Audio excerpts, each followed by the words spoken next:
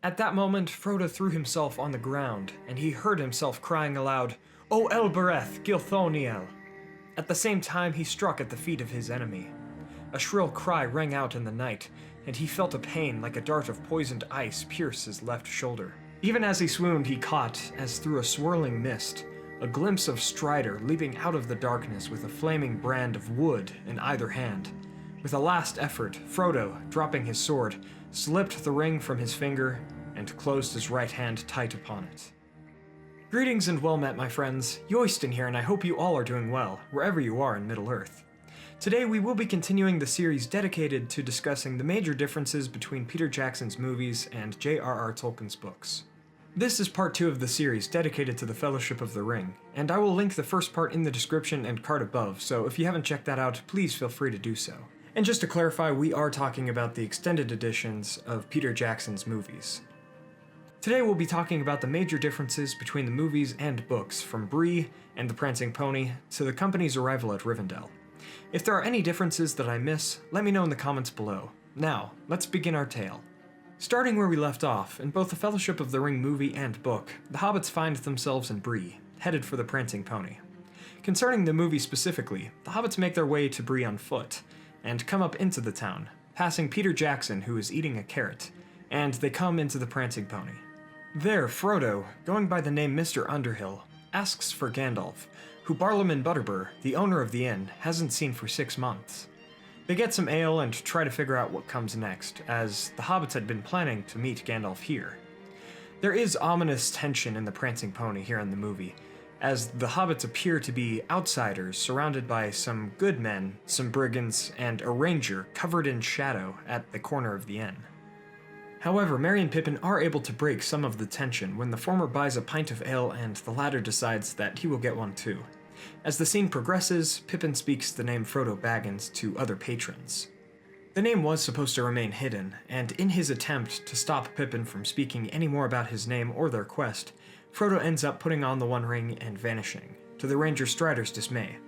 In the books, the Bree scene is somewhat similar in its major plot points, but a lot more detail is added. First, after the hobbits are admitted into the town, a dark figure, Strider, slips over the gate of Bree and follows them without alerting anyone. And in the books, Bree serves to be more of a wholesome refuge for the heroes as they continue along on their quest, a far cry from what they faced in the Barrow Downs. While there are definitely brigands in the town, there are hobbits also, as Bree is the only major town where hobbits and men live together in such harmony. There is also mention of dwarves presiding in the inn, in the books, as they were travelers from distant lands. Just like in the movies, Gandalf isn't in the Prancing Pony, and the hobbits have to figure out what to do next. After getting settled, Strider is more forthcoming than in the movies. While Pippin is talking to other patrons, Frodo asks Butterbur about the Ranger. And after Butterbur says what he knows, Strider invites Frodo over to him with a gesture. Frodo and Aragorn meet, and the Ranger tells the Hobbit to cause a distraction, as Pippin was telling patrons about Bilbo's strange disappearance at his birthday party in the Shire. Frodo then jumps upon a table and sings a song about an inn, a merry old inn, which is actually featured in the extended edition of The Hobbit, An Unexpected Journey. After beginning to sing the song once more, Frodo gets too excited and jumps too high, falling and accidentally slipping the One Ring on, which had been in his pocket. Strider disavows Frodo's actions later and wishes to speak with him privately. Of course, in the movie, Strider and the hobbits speak and room together, and the Nazgûl come into the town of Bree, looking for the hobbits where they would have roomed if not for Strider's intervention. This pretty much happens in the books, but there is also more detail and the matter of Gandalf's letter also. Frodo, Sam, Merry, and Pippin speak to the Ranger in private, and much is revealed. Strider was watching for an Underhill, for he was outside of the town of Bree, close to them, when he heard Frodo say to the others to call him Underhill. He had spoken with the elf Gildor as well before this, so Aragorn knew much of Frodo's mission and intentions. Barlaam Butterbur, the innkeeper, comes in and speaks his piece, saying that Gandalf wished for him to look out for Underhill as well. Barlaam also gives Frodo a letter that Gandalf had written long before, telling him to trust this Strider. Ultimately, this whole section comes down to depicting just how many spies the great enemy has, and how distrustful Frodo and his companions should be of anyone. Their enemies abound, and even spies of the enemy in Bree, but some friends are to be made also. After this, the hobbits sleep in the parlor with Strider guarding them, a good thing as well, for the Nazgûl would break into where they were supposed to sleep that night, sacking one of the hobbit guest rooms in the inn, but not finding the hobbits and Ranger. In the movies, the hobbits would then follow Strider into the wild, and he would take them through the Midgewater marshes to Weathertop. The book shows this journey with much more detail. It discusses the concurrent attack on Crick Hollow and Buckland, and how the hobbit Fatty Bolger was able to avoid the other Nazgûl in Buckland before the hobbits were awakened for battle. The Nazgûl would escape this, of course, heading towards Bree. We also would read more detail about how Sam acquired his loyal friend Bill the Pony from Bill Ferny, a brigand in Bree. The companions leave the town and go through the Chetwood Forest, the Midgewater Marshes, and eventually they come to Weathertop. This journey would reveal more about Strider and Sam, as the Ranger was versed in old lore, and Sam sang of the elf Gil-galad. During their journey through the marshes, however, the hobbits and Ranger see odd sorts of light flashes upon Weathertop, which would eventually be revealed as a battle between Gandalf the Grey and the Nazgûl that took place before Frodo and his allies even got there. Gandalf had been trying to catch up to Frodo's group, and he had just talked to Butterbur before unknowingly riding ahead of the company and beating them to Weathertop. After they got to Weathertop, they would find a G rune for Gandalf, and 3, meaning that the wizard was there on the 3rd of October. After investigating Weathertop and seeing the Nazgûl from afar, the companions made camp at the base of Weathertop. Aragorn tells the tale of Luthien to Nuviel to the hobbits, and then the Nazgûl attack. Frodo puts the ring on and vanishes before his companions, but not before the wraiths. Frodo cries Elbereth and attacks the Witch King before being stabbed in the shoulder by the Morgul blade. Likely, the cry of Elbereth did more to hurt the Nazgûl than Frodo's sword did, even though it was of Westernesse make. Aragorn then drives off the Nazgûl with burning brands.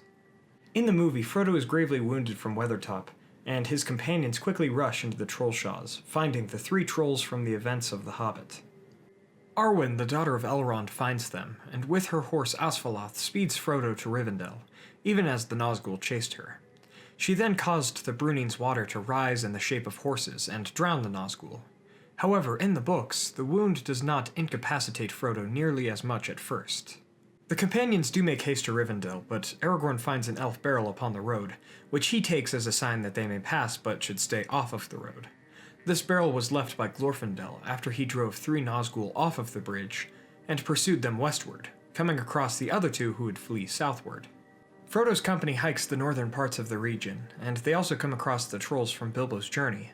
Sam makes some poetry about trolls, and Frodo foreshadows that his gardener may just become a warrior by the end of their journey. Soon after, the elf Glorfindel and his horse Asfaloth come upon the companions in the wilderness, and they could not be happier to see one another.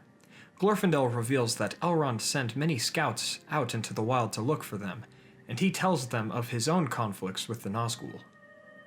Glorfindel sets the sick Frodo upon his horse and renews the group with a liquid from Rivendell. The companions continue to cover much ground, but the enemy finds them.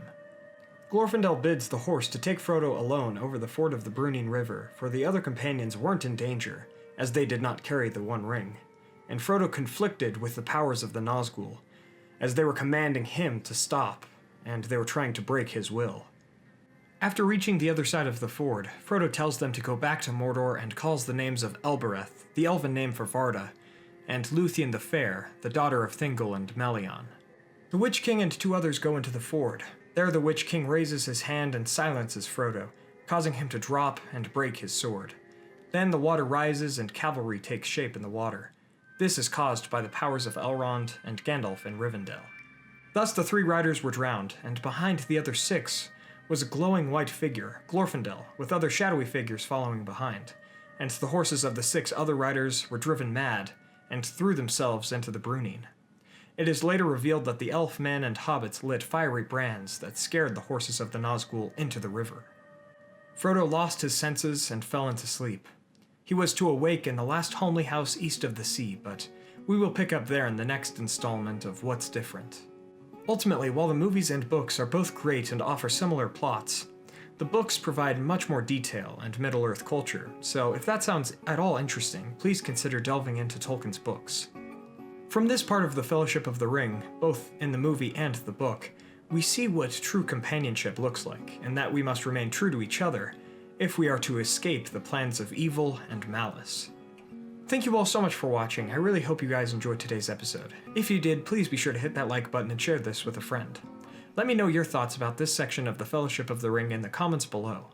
Also, please check out our Facebook, Twitter merch, and partnership with the Lord of the Rings Loot Crate, and please consider donating to our Patreon. Just $1 a month will unlock the channel podcasts and our Discord server. Podcast episode 8 will be coming soon, so please consider checking that out. Links for all of those things are in the description below.